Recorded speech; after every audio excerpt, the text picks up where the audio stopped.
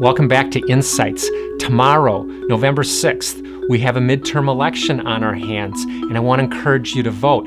But I want you to vote a certain way. I want you to vote for everybody that I'm voting for, so we're going to put up on the screen all those people, especially those of you that live in Michigan. This is really important.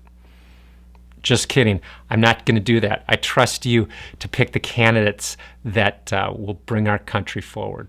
But this is really important.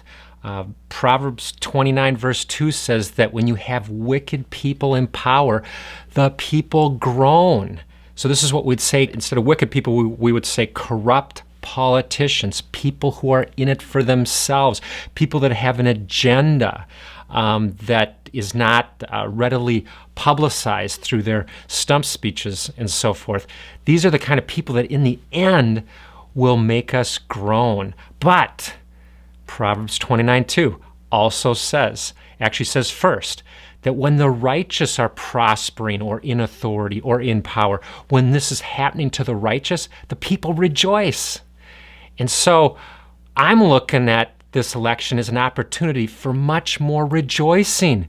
We want to rejoice because corrupt politicians were voted out and righteous people, or at least God-fearing people, were voted in.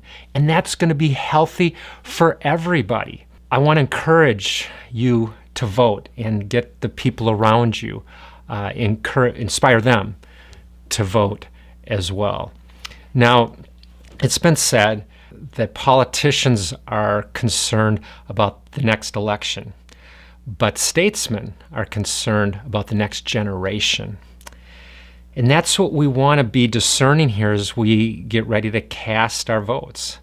Who's really a statesman? Who is a person of integrity?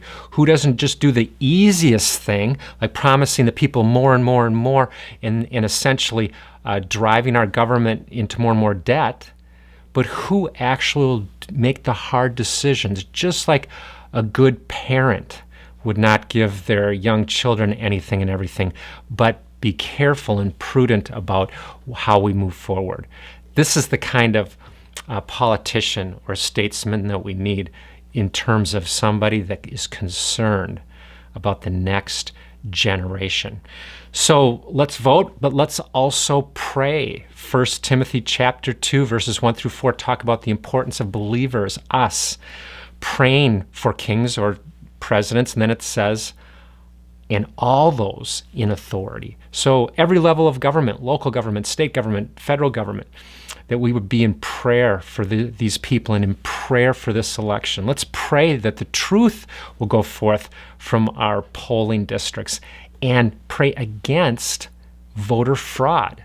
So there's so much to be praying for even as we cast our vote. So let's be trusting God to raise up the righteous, because then there will be much more rejoicing. I look forward to being with you again next week on Insights.